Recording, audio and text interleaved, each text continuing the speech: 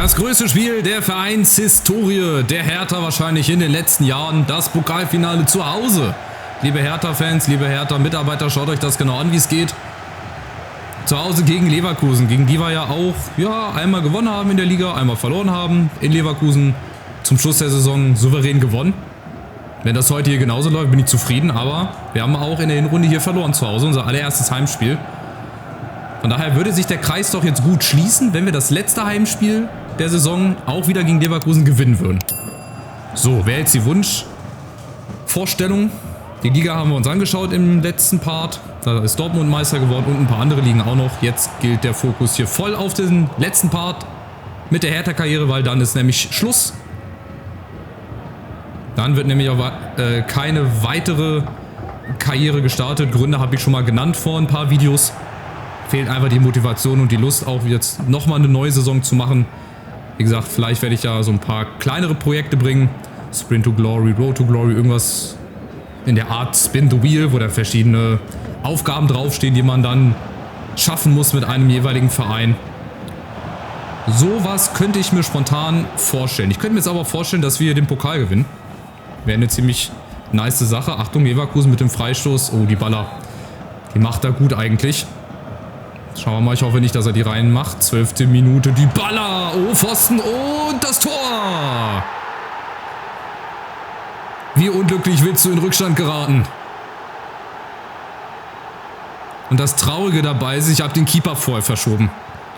Weil ich damit gerechnet habe, dass er über die Mauer drüber schießt. Aber da die Baller ein gewitzter Hund ist, gewetzter Hund, schlauer Fuchs, schießt er natürlich genau dann ins Torwart-Eck. Und hier sehen wir, der Ball war leider ganz knapp drinne. Ich glaube eher ganz knapp drinne. Aber das ist natürlich bitter. Das ist bitter, ey. Dann kriegst du den Freistoß, den hältst du dann noch gegen Pfosten an den Rücken. Und somit liegst du ja erstmal zurück. Aber egal, wir lassen uns davon nicht unterkriegen. Wir machen direkt weiter. Spiel nach vorne. Wir wissen ja, wie es geht gegen Leverkusen. Nusa jetzt vielleicht unsere erste Chance und die Möglichkeit zum direkten Ausgleich. Und Ragnar Ache mit Forbes zusammen, der beste Mann in den letzten Spielen. Macht seine Tore, wichtige Tore gegen Leverkusen dreifach getroffen. Also da ist Leverkusen ein bisschen gewarnt und das ging natürlich auch zu einfach. Hier Nusa freigespielt und dann aus 10 Elfmetern. Und es ist nicht Radetzky, der im Tor ist. Ja, also auch wie in echt, Leverkusen spielt hier mit einem anderen Keeper.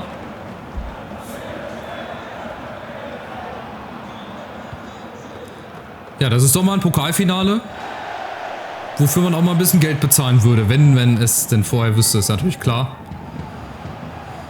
Und jetzt ist Leverkusen wieder dran, die Baller kommt. Luis Alberto, oh, das ist ein schöner Ball auf Immobile, jetzt ist der auch noch auf dem Feld. Wen haben die denn alles, ey? Die haben Boniface, die haben Immobile, die haben die Baller, die haben die halbe Serie A auf dem Platz. Und bei uns kommt Bradley gegen Danso, der auch in der Liga schon nicht gut ausgesehen hat. Bradley liegt zurück. Ache wäre da gewesen. Schade. Jetzt wird's unser Spiel.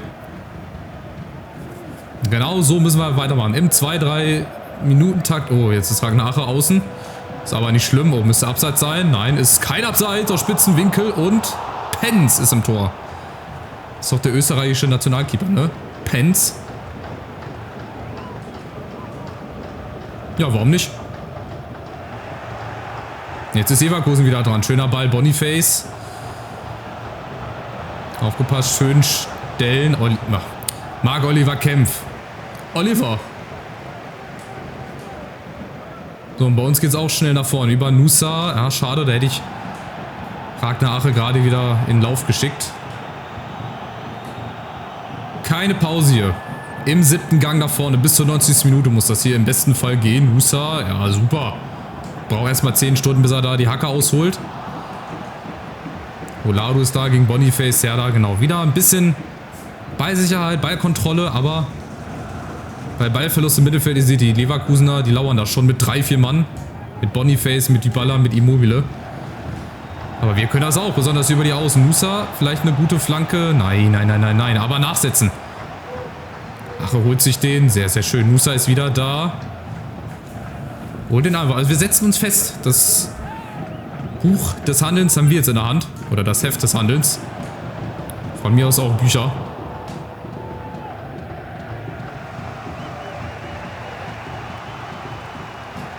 Nächste Chance, Dybala. Oder hat Barco geschlafen? Dybala gegen Barco. Hat da gut aufgepasst. Hat seinen Fehler wieder gut gemacht. Und wieder. Selbes Spielchen, selbes Muster. Ich brauche irgendwie einen Doppelpass. Beziehungsweise einen Spieler, der dann auch lang geht. Schade. Das wäre der Lauf von Bradley gewesen. Aber jetzt ausgerechnet passt dann so da auf. Jetzt kommt Leverkusen über Immobile. Achtung. Oh, da sind wir nicht gut sortiert. Urbich. Ja, wir machen das ganz souverän. Auch in so einem Pokalfinale haben wir die Ruhe weg.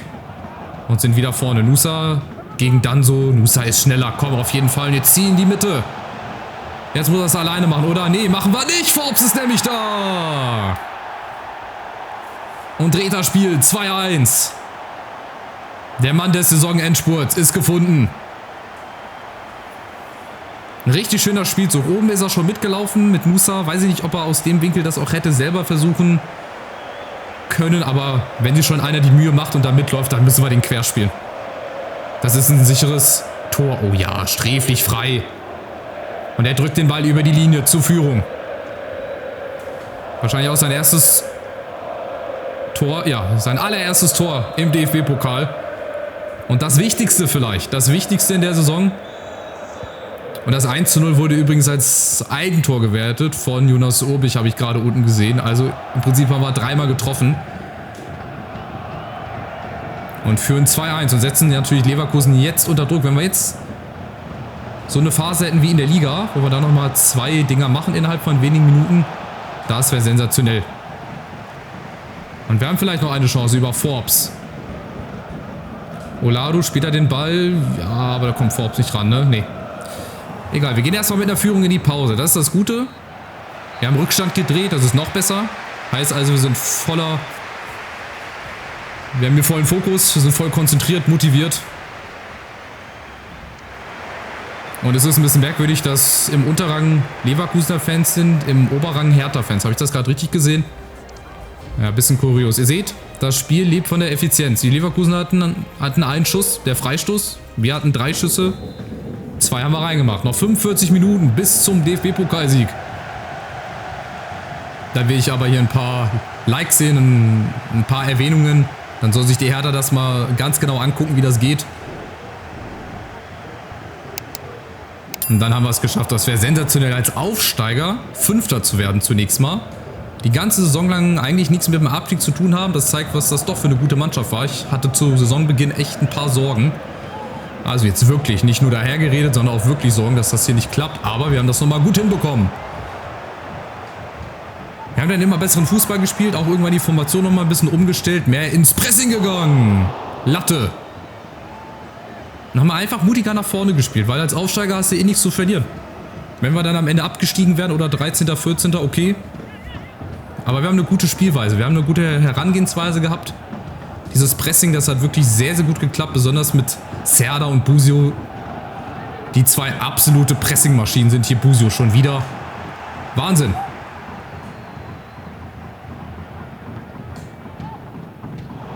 Sehr schön gemacht, aber Leverkusen ist noch nicht geschlagen. Wir haben Frimpong unter anderem, der ist auch nicht ganz so langsam, habe ich mir sagen lassen.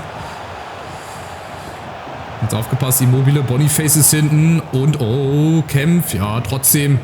Auch wenn es noch so brenzlig ist, wenn wir es hinten rausspielen, dann machen wir das.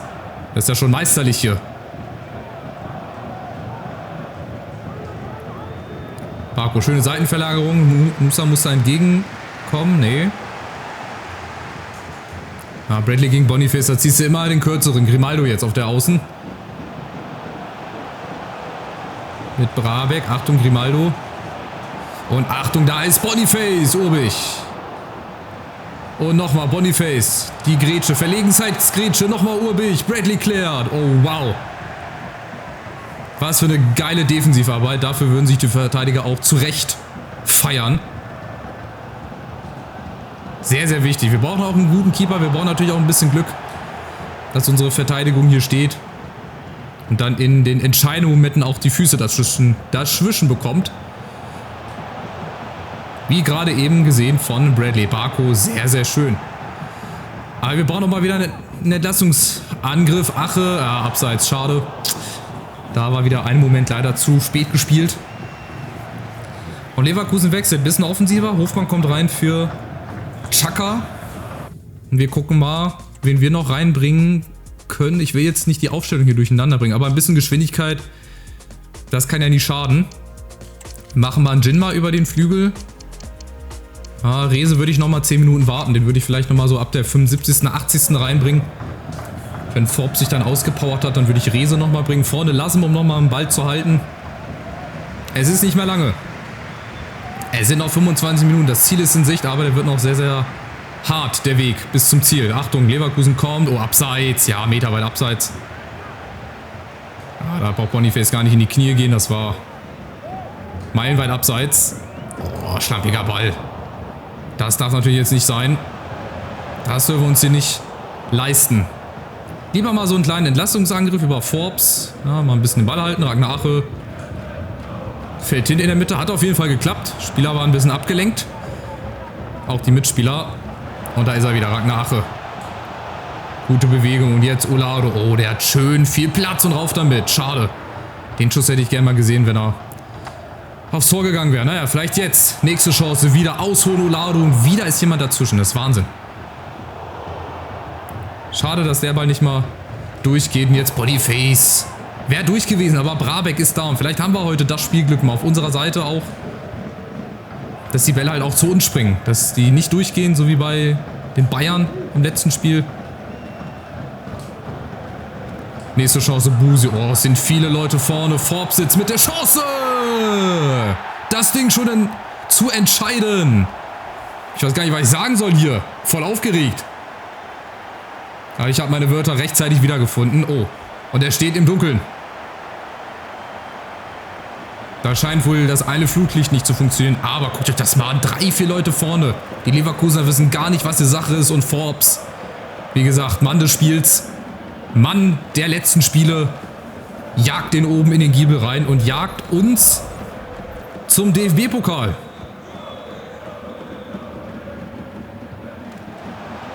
Ich glaube, das wird reichen. Es sei denn, Leverkusen kommt jetzt hier nochmal schnell ran. Dann würde ich meine Worte nochmal zurücknehmen. Aber ich hoffe nicht. Baku, ganz sicher. Sehr schön. Ball ist bei uns. Noch 10 Minuten. Jetzt mache ich den Wechsel, den ich gerade schon machen wollte. Und zwar Mann des Spiels. Forbes raus, Rese rein. Wer ist hier der Kapitän? Nur, okay, Marc-Oliver Kempf. Geht nur darum, dass gleich jemand den DFB-Pokal hochhält, der es auch verdient hat. Und der hat gut gespielt. Die ganze Saison über lang hat hinten den Laden dicht gehalten, damit Brabeck an der Seite, den wir uns dann im Winter oder noch im Sommer geholt haben, weiß ich gar nicht mehr. Auf jeden Fall haben wir ihn geholt und das war wichtig. Und sehr, sehr wichtig, sehr, sehr entscheidend. Rese nimmt die Zeit von der Uhr. Es ist nicht mehr viel Zeit. 9 Minuten noch.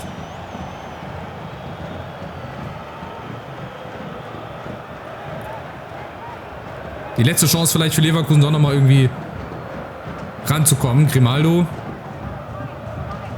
Luis Alberto, Immobile, Boniface. Oh, Achtung, Hofmann ist da, aber Urbich immer wieder. Jonas Urbich, der auch eine richtig, richtig stabile Saison gespielt hat. Richtig gute Saison. Der auch noch in der Entwicklung ist, der auch noch Potenzial hat. Also wir haben quasi auf jeder Position Spieler, die so viel Entwicklungspotenzial haben. Das gibt's gar nicht. Und Urbich mit dem halben Kopf im Pfosten drinne. Oh, der Keeper schon mit vorne. Das heißt, das Tor ist eigentlich leer und Urbich, ey, immer wieder dieser Urbich. Das ist Wahnsinn. Die dritte Parade, der Keeper ist wieder mit vorne. Ich spekuliere jetzt mal ein bisschen. Ich hole ihn schon mal ein bisschen raus. Achtung, Rese ist da, aber es haben wir keinen vorne, oder? Und Denver kriegt ihn leider nicht. Vielleicht jetzt? Nein. Wir kriegen den Ball nicht, damit wir aufs leere Tor schießen. Ja, es gibt nochmal einen Freistoß. Oh, gefährliche Position. Ein Freistoß hat Dybala schon gemacht. Ein Freistoß hat er schon gemacht. Und Boniface geht raus. Okay, auch merkwürdig, aber gut. Der muss jetzt rein. Dybala dann aber nochmal aufregende 5 Minuten. Dybala. Den macht er aber nicht direkt, oder? Doch. Den macht er direkt. Dybala! Das war klar. Zweites Freistoßtor. Diesmal zählt es auch. Ja, als Dybala-Tor. Das erste war ja ein Eigentor, aber das war klar. Wer so gut Freischüsse schießen kann. Freischusspräzision 88, EFE 89. Da kann auch der noch so gut haltende Jonas Obich nichts machen. Aber jetzt wird es nochmal wissen, heikel. 2 Minuten noch. 2 Minuten müssen wir noch überstehen. Leverkusen wird jetzt natürlich nochmal alles nach vorne werfen hier. Und das könnte rot geben für Asmund. Ich glaube, das gibt die rote Karte. Oder? Nee, gibt auch gelb. Hat er Glück. Sah so aus, als würde er sich hinten an die Gesäßtasche packen. Aber Nachspielzeit läuft schon. Busio, den Ball müssen wir jetzt irgendwie nur noch halten. Nur noch irgendwie. Sagt sie es so einfach. 2 Minuten Nachspielzeit. Es wird der letzte Angriff sein. Der letzte Angriff. Achtung. Hofmann, Grimaldo über außen. Oh, Vorsicht, Vorsicht in der Mitte. Asmund, Brabeck muss da ran. Kommt nicht ran! Das darf nicht wahr sein.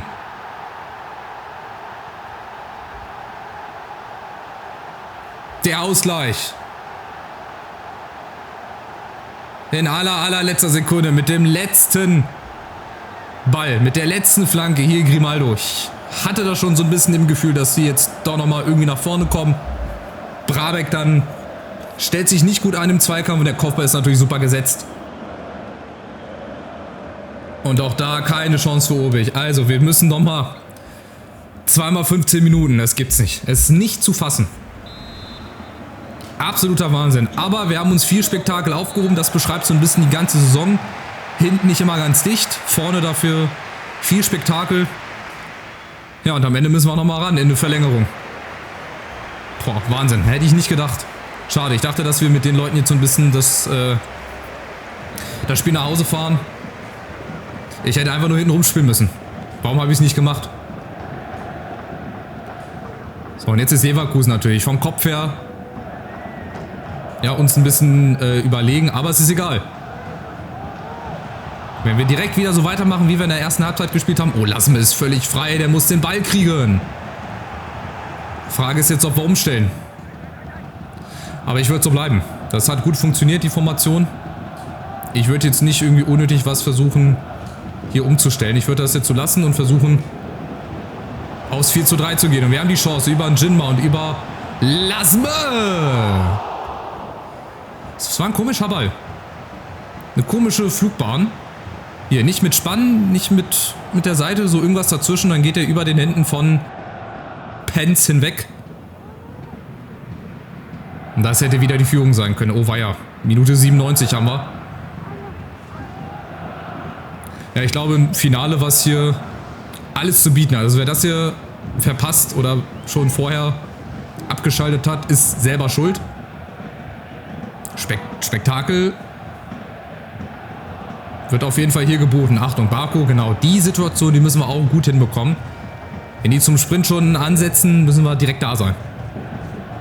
Und wir kriegen ja auch den Platz. Rehse gut gespielt. Oh, Leverkusen riskiert. Jetzt sind 2 Mann frei in der Mitte. Da ist ein Njinma, um Gottes Willen. Wenn der den reinjagt. Dann wird aber Berlin abgerissen. Sportlich gesehen, ne? Sportlich gesehen natürlich abgerissen. Aber wir sind jetzt wieder besser. Wir sind wieder besser. Wir haben die Chancen in Njinma, Busio geklärt. Und über die Außen Bradley. Schöne Flanke. Lassme! Um Gottes Willen. Was ist das denn für ein Reflex? Den kannst du eigentlich gar nicht halten, aber Linksfuß muss hier ran oder Olado oder auch mal was ganz anderes. Wir spielen das jetzt mal so aus. Dass er dahinter läuft, dann kriegt er den Ball und jetzt viel Zeit für die Flanke an den langen Pfosten. Brabeck ist da. Kommt aber leider nicht entscheidend ran. Buse nochmal. Vielleicht vor der Halbzeit der Verlängerung nochmal eine Flanke. Ah, die ist zu weit. Schade. Aber wir sind besser. Wir machen einen besseren Eindruck. Wir haben uns wieder gefangen. Aber das ist natürlich das, was ich gar nicht gebrauchen konnte.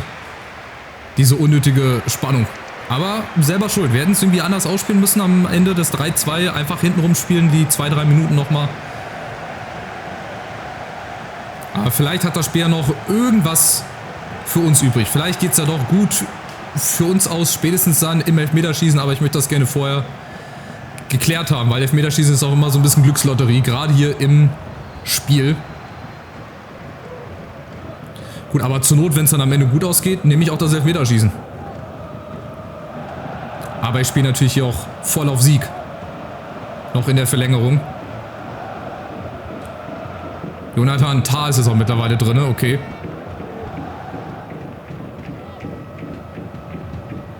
Luis Alberto, Hofmann, das spielen sie jetzt ein bisschen, ja, um uns rauszulocken, aber das dürfen wir nicht machen. Natürlich da, wo es geht, ins Pressing gehen, aber ansonsten nicht unnötig rausrücken. Ansonsten wären nämlich genau die Lücken frei, die nicht frei werden dürfen. So wie hier zum Beispiel. Ja, das aber da im Zweikampf muss ihn spielen. Es sieht nach Elfmeterschießen aus. Stand jetzt, aber wir haben noch 5 Minuten. Ich habe uns auch schon als sicherer Sieger gesehen. 10 Minuten vor Schluss mit der 3-1-Führung.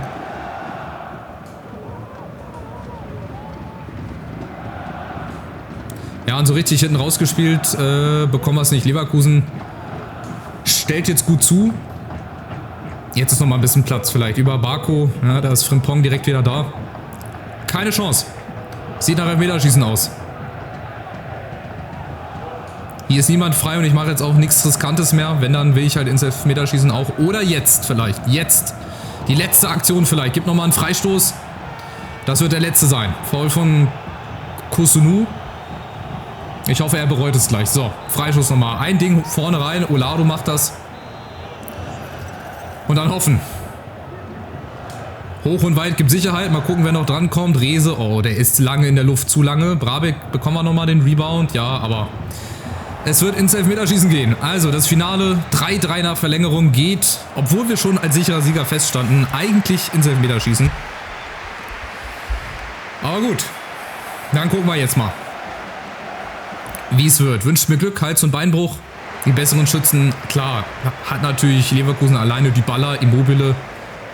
Und dann ist Hofmann derjenige, der schon auf unserer Höhe ist. Und dann haben sie eigentlich Schützen, die nicht so gut Elfmeter schießen können. Asmun, Alberto. Serdar Asmun, das wundert mich, weil der ist ja Stürmer. So, also rein geht's, komm. Erster Schütze, Jindma.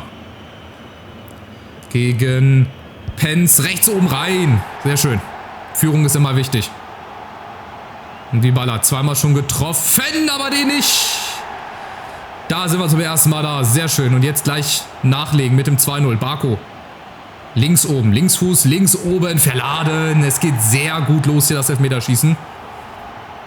Immobile. Nächster Schütze und wieder Urbich. Der wird zum Helden hier, das ist krass. Rehse, der kann das Ding eigentlich schon nach Hause holen. Rehse. 3-0, das geht sehr, sehr leicht und sehr, sehr locker. Und Hofmann muss den jetzt machen. Ansonsten ist es vorbei. Ansonsten haben wir den Titel. Hofmann gegen Urbich. Hofmann trifft. Soll ich ihn lupfen? Soll ich lupfen oder nicht? Ich meine, wir hätten noch dann einen Schützen theoretisch übrig. Ich lupfe den jetzt. Ich bin so. Ich lupfe den jetzt in die Mitte. Olado. Es soll besonders schön aussehen, wenn wir den Pokal gewinnen. Olado! Schlussende aus. Mickey Maus. Der Pokal ist wieder in der Hauptstadt. Nach einem Wahnsinnsfinale. Also so ein Finale in echt. Darüber würde noch in 10, 20 Jahren gesprochen werden. Das geht in die Geschichte ein. 3-1 geführt. 3-3 in der 90. und das Elfmeterschießen so beendet. Ich glaube, das ist ein rundum perfekter Schlusspunkt und die Leverkusener Fans freuen sich trotzdem, warum auch immer. Jetzt sehen wir noch kurz hier die Feierlichkeiten mit, das haben sie sich verdient. Überlegt mal, wir haben in der Zweitliga begonnen, sind aufgestiegen, auch nur ganz knapp, glaube ich, meine ich mich erinnern zu können, dann die super Saison gespielt, 5. Platz und am Ende gewinnen wir hier zu Hause vor unserem eigenen Publikum. Warum der Unterrang mit Leverkusener Fans ist, ja, weiß ich nicht. Gewinnen wir den DFB-Pokal. Ja, das ist wirklich ein Märchen. So ähnlich wie Kaiserslautern, die sind aber damals Meister geworden. So. Zeigt uns den Pokal, den haben wir uns verdient. Wobei auch eigentlich nicht, so wie wir das 3-1 aus der Hand gegeben haben, aber ist egal. Da ist das Ding und wir gewinnen das. Nach Elfmeterschießen, Olado müsste eigentlich jetzt den Pokal hochhalten, aber komm. Marc-Oliver Kempf, ein letztes Mal. Der Titel geht an uns. Souverän. Dann im Elfmeterschießen. Super. Ganz, ganz geile Sache. Dafür auf jeden Fall nochmal einen Daumen nach oben. Kostenloses Abo. Weil so Spektakel, das gibt's auch nur bei mir in der Karriere hier. Viele Tore, viele Gegentore, spannende Spiele, packende Spiele und historische Spiele. Da würde ich sagen, gehen wir jetzt noch einmal ins Menü rein. Ich suche nochmal die Thumbnails oder ich mache nochmal ein paar Bilder fürs Thumbnail. Und dann ist es geschafft. Tja, und das Spiel, das Finale, das hat unsere gesamte Saison beschrieben. Wir waren vorne richtig stark, hinten haben wir auch viel zugelassen. Und am Ende sind wir dann meistens als glücklicher Sieger dann vom Platz gegangen. So, wir kriegen nochmal ein bisschen Preisgeld, 4,5 Millionen, ist auch viel Geld für Hertha-Verhältnisse. Mojano hat mit 15 eine 56, der hat ein Potenzial von 79 bis 93. Da müsste man dann auch mal gucken, was man mit dem macht. Aber gut, ich werde mal vorsimulieren. Ach so, haben wir schon einen Abgang hier? Am 1. Juni. Wer geht denn? Ach nee, ach, Jubelszene, natürlich, klar. Habe ich völlig vergessen, weil ich so wenig gewonnen habe im Karrieremodus. Aber das ist natürlich Hammer. Da könntest du die ganze Berliner Innenstadt sperren, Brandenburger Tor. Und hast du nicht gesehen, da würde auf jeden Fall eine Riesenfeier stattfinden. Ja, aber das nur mal nebenbei, das ist halt auch, wenn du viele Titel gewinnst, irgendwann langweilig, weil es immer wieder dieselbe Szene ist. Da müsste viel mehr Variabilität rein. Viel mehr Szenen, Feierlichkeiten. Weil, wie gesagt, nach dem zweiten, dritten Mal ist es dann halt auch irgendwann langweilig. Aber stark, das ist doch schön. So kann man doch, glaube ich, eine Karriere und ein Projekt beenden. Mal wieder rum, eine Saison, eine Karriere. Ja, vielen Dank für die Mitteilung. Hohe Ansprüche, Sehnsucht nach Titeln. Das ist auch wieder ein gutes Beispiel dafür, dass das Spiel einfach nur broken ist. Naja, also es bleibt mir nur zu sagen, vielen, vielen Dank. Es hat mir richtig viel Spaß gemacht in 2 Saisons mit der Hertha. Ist auch mal wieder was anderes gewesen, aufzusteigen, Pokal zu gewinnen. Und ich werde das vielleicht offscreen ein bisschen durchsimulieren und dann vielleicht nochmal ein extra Video machen. Und dann, was ist aus unserer Hertha-Mannschaft geworden? Was ist aus den Pokalsiegern geworden? Wer spielt jetzt wo? Wie sieht der Kader aus? Und so weiter und so fort. Behaltet euch die Mannschaft in Erinnerung. Das ist was Historisches, was wir hier geschafft haben. Und es war sehr cool. Es hat sehr, sehr viel Spaß gemacht. Ich hoffe euch auch. Lasst gerne nochmal einen Daumen nach oben da. Kostenloses Abo, wenn ihr neu seid. Für weitere Karriere-Modi, die ich in Zukunft bringen werde. Auch in EAFC 25. Seid ihr also gespannt.